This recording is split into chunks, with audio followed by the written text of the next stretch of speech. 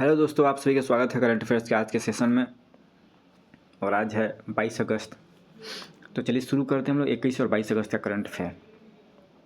जो पहला क्वेश्चन है, केंद्रीय बजट 2025 में शहरी विकास को बढ़ावा देने हेतु कौन सी नई योजना कोष की शुरुआत की गई, जिसके लिए 1 लाख करोड़ आवंटित किए गए हैं। तो दोस्तों, केंद्रीय बजट 2025 में शहरों के विकास के लिए, शहरी अवसंरचना के विकास के लिए 1 लाख करोड़ की ये कोष स्थापित किया गया। इसका नाम है शहरी चुनौती कोष, क्योंकि ऐसा माना जा रहा है कि 2027 तक 60% जो हमारी आबादी है वह शहरों में रहने लगेगी, जिसके कारण से शहर का इंफ्रास्ट्रक्चर को उसी अनुसार डेवलप करना पड़ेगा। नेक्स्ट है, थिटाकोड पक्षी अभयारण्य किस राज्य में स्थित है? तो ये केरला में स्थित है। और हाल फिलहाल में इस अभयारण्य में जैव संरक्षण किया गया, जिसमें नई 9 प्रजातियों को जोड़ा गया है। इसी के लिए चर्चा में रहा। इसे सलीम अली पक्षी विहार भी कहा जाता है। आदि कर्मयोगी अभियान किस मंत्रालय ने शुरू किया है?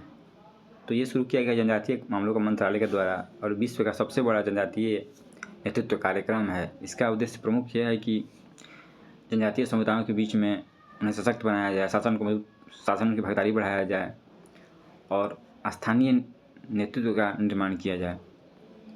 इसके तहत 1 लाख जो जनजातीय गांव हैं उनको कवर किया जाएगा। अगला है, संविधान 130वां संशोधन विधेयक 2025 किस अनुच्छेद में बदलाव का प्रस्ताव करता है? तो इसका आंसर हो जाएगा अनुच्छेद 75। इस विधेयक में मुख्य प्रावधान यह है कि 5 वर्ष या उससे अधिक कारावास की सजा वाले गंभीर अपराध के आरोप में लगातार 30 दिनों तक गिरफ्तार और हिरासत में रखे गए किसी भी मंत्री को अपना मंत्री पद खोना पड़ेगा। इसी को लेकर के यह विधेयक लाया गया है, जिसका पुरजोर विरोध किया जा रहा है। हाल ही में केंद्र सरकार ने किस नदी को राष्ट्रीय नदी संरक्षण योजना में शामिल करने के लिए कदम उठाए हैं? तो ये नदी है पंपा नदी, केरल की। इसको राष्ट्रीय नदी संरक्षण योजना के तहत शामिल किया जा रहा है, जिसके कारण से ये नदी बहुत ज़्यादा प्रदूषित हो गई है। तो इसके कारण से इस नदी को शामिल किया गया है। यह केरला की तीसरी सबसे लंबी नदी है, जिसकी लेंथ 176 किलोमीटर है और इसका उद्गम पश्चिमी घाट में पुलचिलमिलाई पहाड़ी से होता है। नेक्स्ट है, भारत सरकार ने के उपभोक्ता मामलों के विभाग ने 1 जनवरी 2025 को कौन सा पोर्टल लॉन्च किया जो उपभोक्ता शिकायत निवारण की कई पुरानी प्रणालियों को एकीकृत करता है? दोस्तों, इसके लिए ई जागृति पोर्टल लॉन्च किया गया है जो राज्य या जिला या स्तर पर जो भी संस्थाएं हैं उपभोक्ता संबंधित विवाद संबंधित, उनको एकीकृत करके इस पोर्टल पर इसको लाया गया है, ई जागृति पोर्टल। नेक्स्ट, हाल ही में दक्षिण कोरिया और अमेरिका ने किस नाम से अपना वार्षिक बड़े पैमाने का संयुक्त सैन्य अभ्यास शुरू किया है? दक्षिण कोरिया और अमेरिका के द्वारा शुरू किया गया संयुक्त सैन्य अभ्यास का नाम है उल्ची फ्रीडम शील्ड। अगला है, भारत और सऊदी अरब ने नौवहन और रसद पर सहयोग बढ़ाने के लिए हाल ही में किस तंत्र की स्थापना पर सहमति व्यक्त की है? तो दोस्तों, भारत और सऊदी अरब के द्वारा नौवहन और रसद पर ज्वाइंट वर्किंग ग्रुप बनाया गया है, क्योंकि ये हाल फिलहाल में वहाँ के परिवहन मंत्री आए हुए हैं और यहाँ के परिवहन मंत्री सर्बानंद सोनोवाल और सऊदी अरब के परिवहन मंत्री के बीच में यह निर्णय लिया गया है कि नौवहन और रसद पर एक ज्वाइंट वर्किंग ग्रुप बनाया जाए। नेक्स्ट, हाल ही में UIDAI ने किस कंपनी को आधार आधारित eKYC सुविधा के लिए शामिल किया है? तो दोस्तों, SpaceX स्टारलिंक है। तो UIDAI ने आधार आधारित eKYC के लिए इससे साथ अनुबंध किया है। जो भी सैटेलाइट इंटरनेट उपयोग करता है उनके लिए सहूलियत होगी।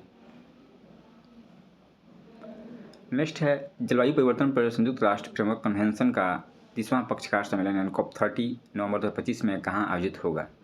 तो दोस्तों, ये बिलेम, ब्राज़ील में इसका आयोजन होने वाला COP30 का बहुत इम्पोर्टेंट है ये। और COP30 नवंबर में इसका किया जाएगा 30वां सत्र। और इसमें मुख्य रूप से जो कार्बन इमिशन है उस पर चर्चा की जाएगी कि कार्बन इमिशन में जो असमानता है उस पर डिस्कशन होगा। अमेरिका, यूरोपीय संघ, चीन, रूस, जापान और भारत, ये 6 जो प्रमुख उत्सर्जक देश हैं, ये कुल विश्व का CO2 का उत्सर्जन में इनका भागीदारी 74% से अधिक है। नेक्स्ट है, हाल ही में पहली बार स्लाइट आई शार्क कहाँ देखी गई? तो ये ग्रेट चौगस बैंक के आसपास ये शार्क देखी गई है। ग्रेट चौगस हिंद महासागर में स्थित एक दुनिया की सबसे बड़ी अटल संरचना है और इस पर ब्रिटेन का कब्जा रहा है। नेक्स्ट, हाल ही में किस देश को विश्व स्वास्थ्य संगठन ने आधिकारिक रूप से रूबेला मुक्त घोषित किया है? तो दोस्तों ये नेपाल है, रूबेला मुक्त घोषित किया गया है। नेक्स्ट है, हाल ही में शोध में किस जनजाति में तपेदिक की उच्च दर के पीछे अनुवांशिक संबंध पाया गया? तो यह सहरिया जनजाति हैं, इनमें टीबी की जो है दर उच्च पाया जाता है, इसके पीछे अनुवांशिक कारण देखे गए हैं।